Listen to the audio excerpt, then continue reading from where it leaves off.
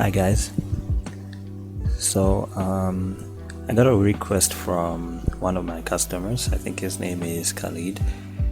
I hope that's your name. He asked me to show him how he can like add different characters to my fantasy RPG game. So I'm just gonna show you guys in this video how you can change like the zombie, if we have enough time, maybe even the main character. So yeah, that's what we're gonna be doing today. So I'm just gonna switch over to Unreal Engine, and I'm gonna show you like what the final result is gonna be like, and then I'll show you from the beginning how you can go about doing changing the character. So yeah, here we've got, instead of a zombie, we've got this character from Paragon. His name is Severog, and I replaced the zombie with him and added a few animations which came with the character. So if I hit play, you can see we're in a totally different environment than our original fantasy RPG environment, and he's able to follow me around. He's got his animations. He's able to hit me, and I'm able to hit him.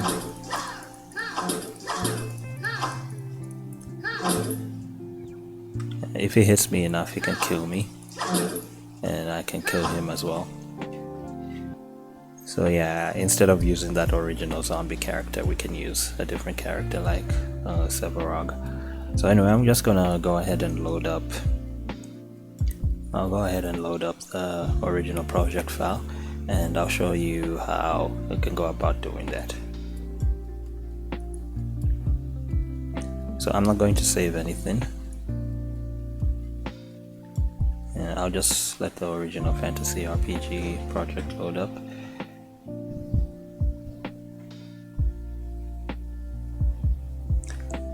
So yeah, while we're waiting for it to load, this is the product page, and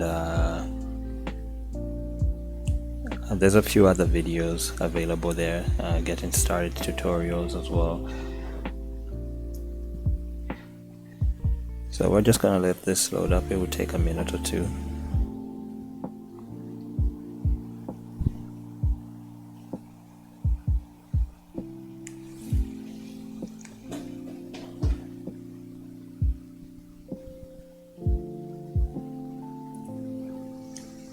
So what I'm going to show you, you can probably apply to some of my other products as well.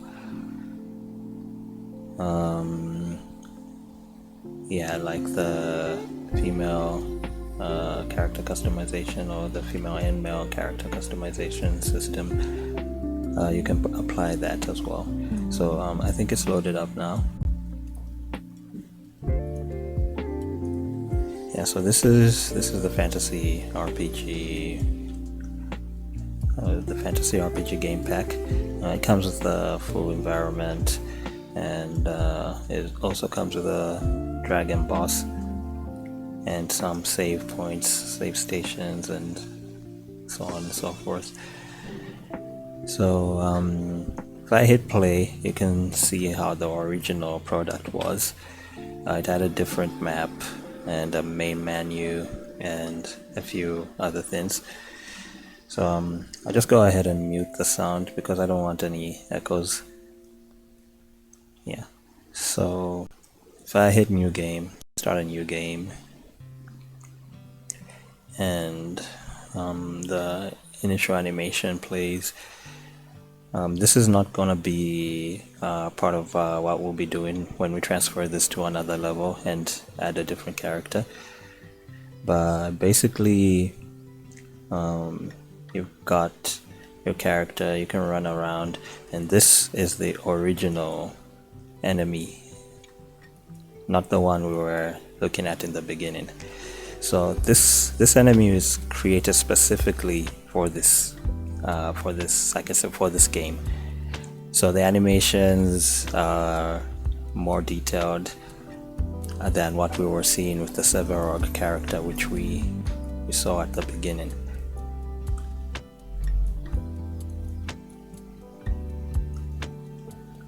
So yeah, pretty much that's how the original pack works.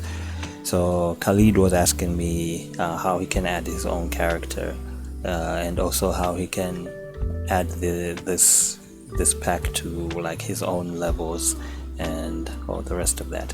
So that's what we're going to be doing now. So the first thing that we're going to have to do is we'll exit out of the game, and since we want to add our own character and our own level, we are going to migrate this to something that we've already created. Let's say maybe you just bought this pack and you want to add it to some environments you've already created or another project you already created. What you would have to do is migrate the blueprints.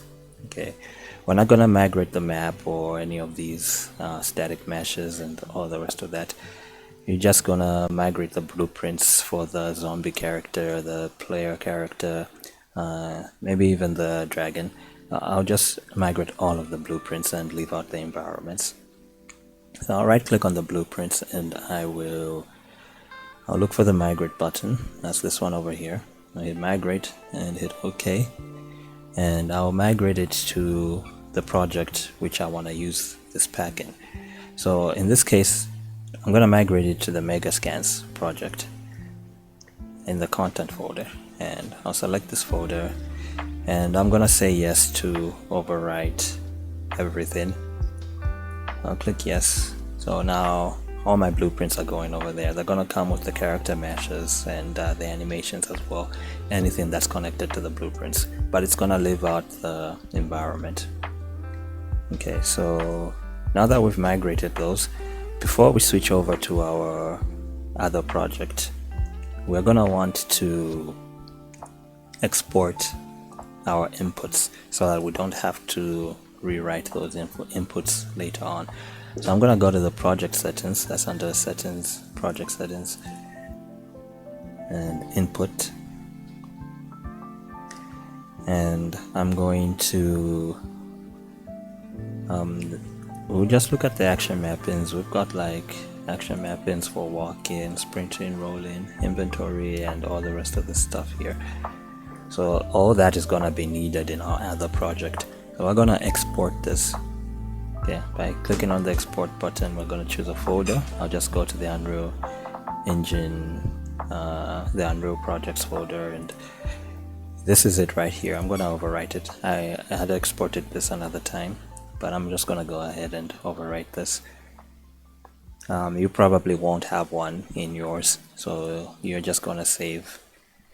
So anyway, once you've exported your input, you can go ahead and close that, and we can switch over to the project we migrated our blueprints to. That's the Megascans project. I don't know what you would call yours, but you'd choose yours. And we're just gonna click yes over there and wait for it to load up. So it's loading up, and this is basically the same way you'd go about it with any of my other projects, whether it's the character creator or the sci-fi shooter template. That's how you would go about it. So now that we've migrated it to our other project, if we look in our level here, this is just the default level. I can add that character to this level. Okay, so if I open the fantasy RPG folder and go to my warrior and drop her in the level, I can possess her so that when I click play,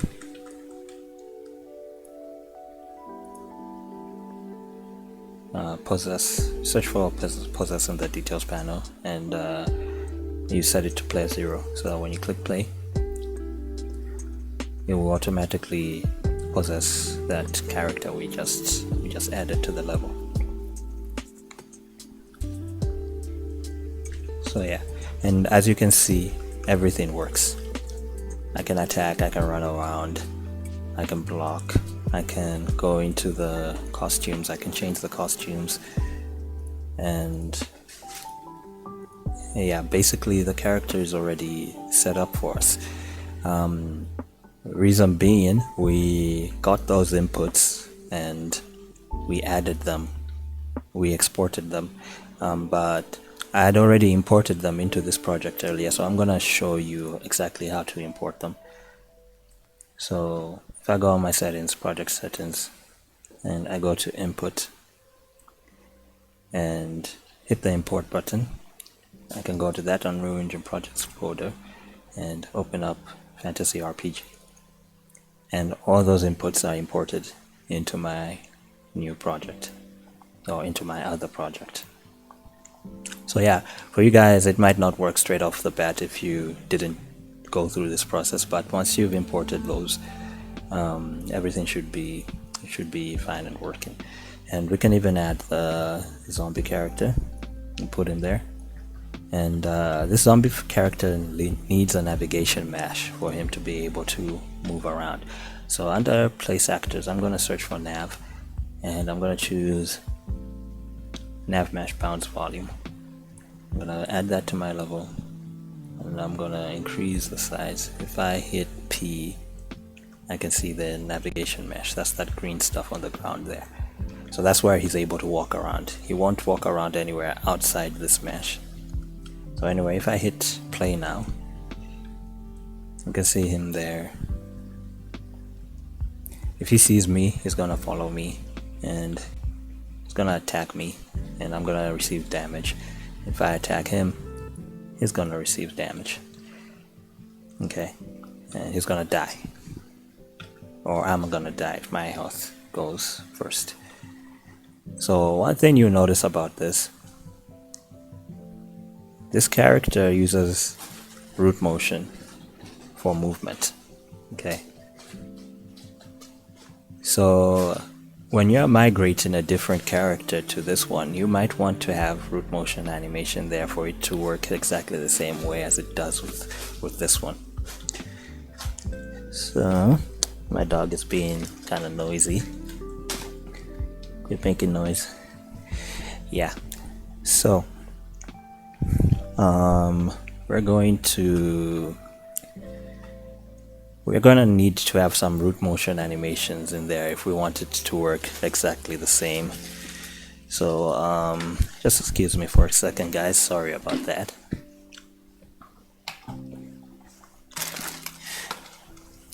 Yeah, so anyway, our Severog character is the one we're going to switch this guy with, and he doesn't have root motion animations. He has in-place animations. That means his motion is not driven by the animation. Okay, so if I go into the Severog character on the Paragon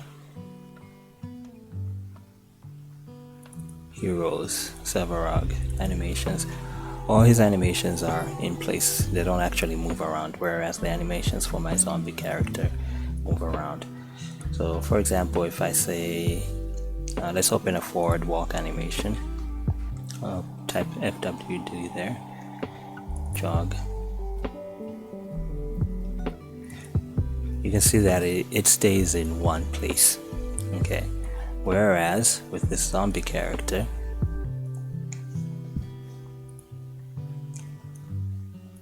if I go to the animations of this zombie character,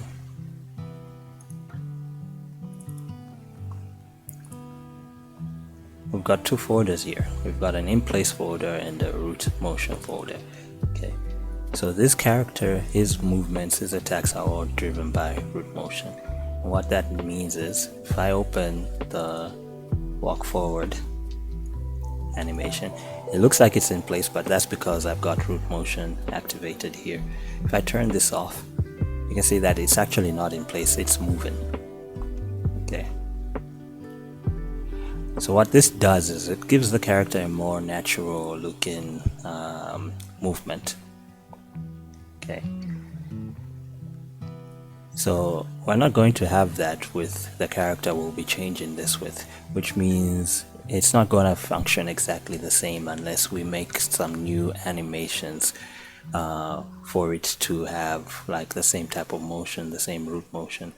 The reason why I use root motion on this zombie character is because the animations just look a lot more natural. I don't have to worry about movement when I'm attacking because the movement is already there in the animation.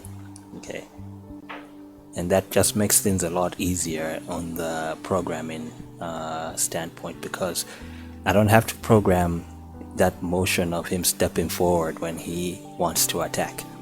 It's just there in the animation. Okay, so it gives me a lot less stress when I'm like making attacks and other types of motions. And that's the same thing I did with the dragon as well. I don't have to program where he's going to fly to because it's already in the animation. Okay, so anyway,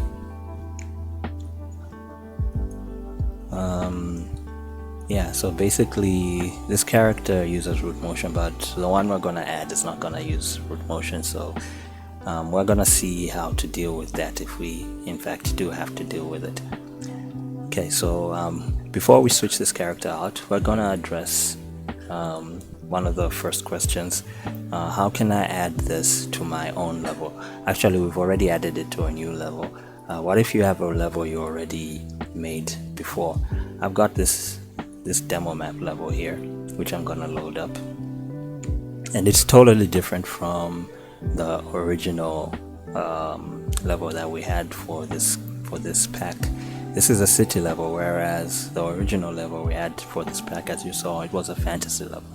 Okay, but it doesn't really matter because we can just throw our character in there.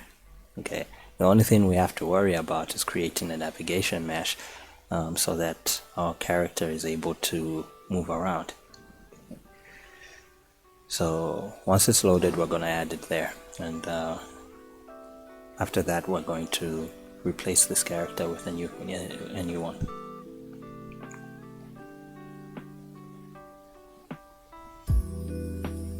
So yeah, it's a pretty big level, this demo map. It's for a future project that I'm working for. That I'm working on. It's for destructible environments, a totally destructible city, but that's a story for another day. So anyway, we've got our level here. First thing we're gonna do is we're gonna go to our character. This time we'll only go to the zombie character because that's the only thing we'll add into the level. We're not adding the warrior character to this level. Under game mode, that's where we're going to add the warrior character. So I'm gonna add it the game mode. So I'm not gonna go into detail about game mode because as long as you know how to use Unreal, you should also know how to use the game mode if you're like making a video game. So our game mode is going to be set to currently it's set to the custom female blueprint. That's what I was using originally for this project. That's this one here. She's got a gun and a few other things, but this is not what we want to use. We want to use something from our fantasy RPG. So I'm gonna go ahead and delete that, and I'm gonna change the default character in the new game mode. I'm gonna change it from custom female. I'm gonna change it to warrior character blueprint. Okay, so our warrior character blueprint is basically the warrior we've been using all along. Okay, so anyone who's got this pack should know what this is. So since I've changed the default character for the default game mode, the next thing I'm gonna do is I'm gonna place a start point. So I'm gonna place a player start here, and if I hit play, it's gonna load up, and there we've got our character in a totally different level that has actually nothing to do with our original pack. But this is how you can transfer your character to another project and another level. Okay, so there's gonna be a few problems here. I don't know, I'm not 100% sure if it's to do with my level or maybe just the version of Unreal Engine. If I overlap any character, this is what happens. You know, that doesn't look pretty at all. So I'm just going to change a setting. I'm going to change a setting in my character blueprint. So I'm going to open that up, and on the camera I'm going to set it to, should be not the camera but maybe the capsule component, should be my capsule component. I'm gonna set it to block all. So the collision preset right now is set to pawn, but I'm going to set it to block all, and that should resolve that problem. So as you could see in our fantasy RPG original pack, we didn't have to do that. Okay, but for some reason we have to do it with this project. So actually it's got nothing to do with the version of Unreal, because this is the exact same version that we were running when we opened up the original pack.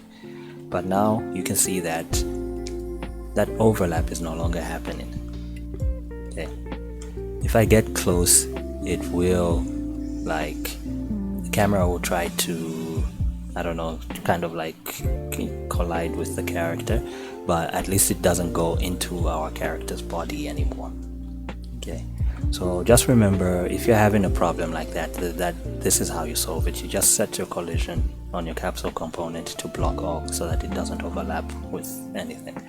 Okay, I hope it doesn't present any future problems because we set it to block all. I don't think it should, but if it does, then just mess with the collision settings a bit. You try and tweak them. Eventually you'll get something that works. So every project is different, so the problems you run into are different all the time. So anyway, we'll go to the next step. There's a navigation map on this level, navigation mesh on this level already. So as you can see, I've got my green navigation mesh there. So I don't have to worry about adding a navigation mesh in this project. You might have to add one to your project. So since there's a navigation mesh here already, all I have to do is go straight to my zombie character and, you know, just add him there. I'm gonna go to my zombie blueprint and drop him in the level and click play, and everything should just work. So he's there. If he sees me,